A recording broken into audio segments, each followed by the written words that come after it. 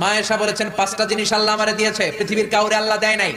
এক নাম্বার, আমি বিশ্বনবীর একমাত্র কুমারী বউ, আমি ছাড়া বিশ্বনবীর কোনো কুমারী বউ ছিল না।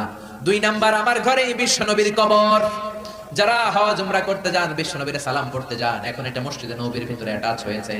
যেই জায়গায় বিশ্বনবী আজ আবু বকর আর ওমরকে ডান দিকে রেখে শুয়ে আছেন, এটাই ছিল মা আয়েশার ঘর। সুবহানাল্লাহ। আমার ঘরে বিশ্বনবীর কবর। 3 নাম্বার, আমার কোলেই মাথা রেখে বিশ্বনবী শেষ নিঃশ্বাস ত্যাগ করেছে। 4 নাম্বার, আমার কারণে তোমরা তায়াম্মুমের বিধান পেয়েছো।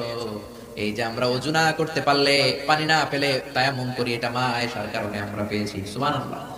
বনুল মুস্তালিকের যুদ্ধ থেকে বিশ্বনবী ফিরে আসছেন, পথিমধ্যে মা আয়েশা গলার লকেট হারায় ফেলছে। বিশ্বনবী বলেন, কাফেলা থামাও, আমার স্ত্রী হার হারিয়েছে, হার খোঁজো। সবাই হার খুঁজতে খুঁজতে ওদিকে মাগরিবের সময় চলে যায়। এখন কি করবে? যেই জায়গায় হার হারাইছে ওই জায়গায় পানিও নাই, পানি অনেক দূর।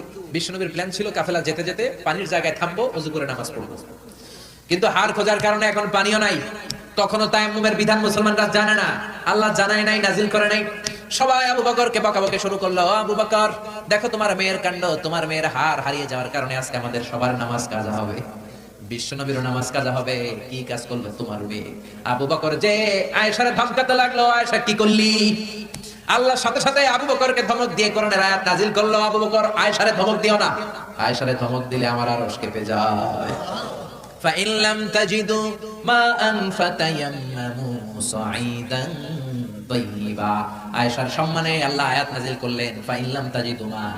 এখন থেকে সফরে কোথাও যদি ওযুর জন্য তোমরা পানি না পাও, মাটি দিয়ে তায়াম্মুম করে নামাজ পড়বা, কবুল করে নিবে কে? এজন্য